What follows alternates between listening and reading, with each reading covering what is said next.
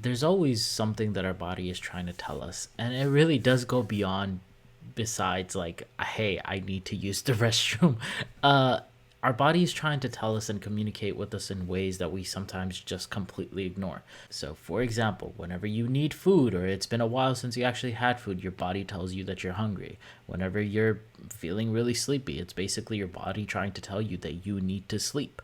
But these are all traits that we know that we kind of just have in our daily routine. One of the things that I feel like that we as human beings, especially in the modern day, we just completely ignore our stress levels. And it's kind of scientifically proven that stress will actually physically harm you as well. And that's not just me saying that, like, oh, it's going to raise your cortisol levels, it's going to raise your blood pressure and whatnot. No, stress will actually physically manifest itself inside of your body if you do not take care of it, if you do not respond to it. It's basically your body is shutting down on you and telling you that, hey, if you don't take care of me, then I'm just going to shut down on you and I'm going to take care of myself. And that's really just a stress response as well. Now, that's something that we always need to take care of, especially when dealing with our relationships, dealing with our friendships. If you've ever met somebody and you kind of have like this feeling, this gut feeling that, like, man, this person is like bad news.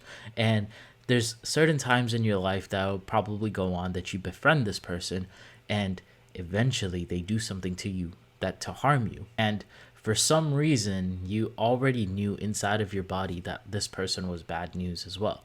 So we end up ignoring this feeling just because we want to give somebody the benefit of the doubt, just because we want to befriend somebody, and then they actually just end up hurting us instead. And we really do regret just not listening to that gut feeling that we were getting. Is the same thing whenever we go into flight or fight response. It's basically your body telling you that, hey, there's danger, you should run or you should be prepared to fight. Why is it that we don't listen to our body in certain situations like this?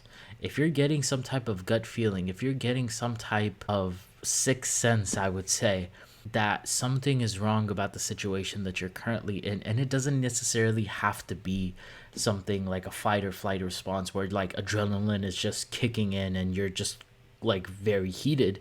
It could be in very subtle ways as well. It could just be like, something's not right.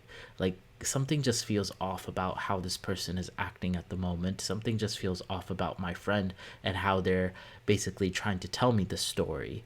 And 9 times out of 10, I think we'll be actually right. And it's funny because I think a lot of people, they have certain friends or certain people in their life where you kind of just are a good judge of character even from the very get-go. So for example, I have one of my friends, he's a very good judge of character just by like their face. Like, that's what he kind of brags about as well. And I do acknowledge that. I 100% think that he is correct about that. I think he's a very good judge of character just by very surface level. After just meeting one person, he kind of understands it. He knows if they're good news or not. Same thing with my mother. Honestly, how do mothers just have like this complete instinct of knowing who the hell your bad friends are and who's not? Like, it doesn't make any sense. It really doesn't. Like, they'll probably see your friends like maybe once every year, once every 2 years, and they're like, yeah, that person is bad news. And a lot of the times they end up being really right. They end up identifying whoever is selfish in your life. They end up identifying whoever is bad news in your life. And typically, those people end up hurting you a lot. And I don't know what it is, but it definitely is obviously their experience, but it's definitely their body telling them that, like, yo, you need to protect your progeny, you need to protect your children. I do think that that is a certain aspect of, your body trying to tell you that there is something wrong about the situation that you're currently in. And I don't think that we should be ignoring these feelings at all. If we know that there's something wrong with this person, with this situation, I think that you should definitely take it into account, and you should definitely just make sure that you're basing your decisions off of your gut instinct and gut feeling as well. Because look, let's be honest, right? Sometimes when we're in relationships and when we're in deep bonded friendships as well, we tend to just completely throw logic out the window.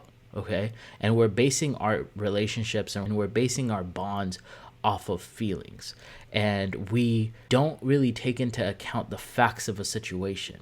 But one thing that you should always do, even if you want to give this person the benefit of a doubt because of the facts, because you're only 98% sure of what actually happened and you're not 2% sure, okay, check your gut feeling. Now, here's the thing, I do understand that a lot of people just suck at having a gut feeling and you want to see the good in everybody and whatnot, blah, blah, blah. And that's completely fine. And if you don't have a gut feeling, I understand that. I feel for you. I do think, however, this is something that you can develop as well. It's not just something that like you're just born with it or you're not. I do think that like you have a certain level of heartbreak, you have a certain level of trauma in your life, you have certain things that happen in your life, you can eventually develop up this gut feeling, for a lack of better words, to be honest with you. And you can develop this response to your body. And you can see that based off of like PTSD as well. If you meet people who have PTSD, then you know that they can see firecrackers are going off. They know that it's the 4th of July. They know all of these facts, but as soon as they hear this sound, they go into fight or flight response. They keep on getting flashbacks, and that is their body trying to tell them to, hey, get cover. You're in danger. And I think on a lower level, I think our bodies are trying to do the same thing for us to actually protect us from the things that we have already endured. And I think that that's just a evolutionary and adaptive trait that human beings have just picked up, and we have picked that up based off of our own personal life. We know fire is hot because we got burned. That's our body is always going to tell us that, hey, if you feel heat, even if you do not see the fire, get the hell away from it. So listen to your body. Your gut, 9 times out of 10, or maybe even on the lower end, 7 times out of 10, is going to be right.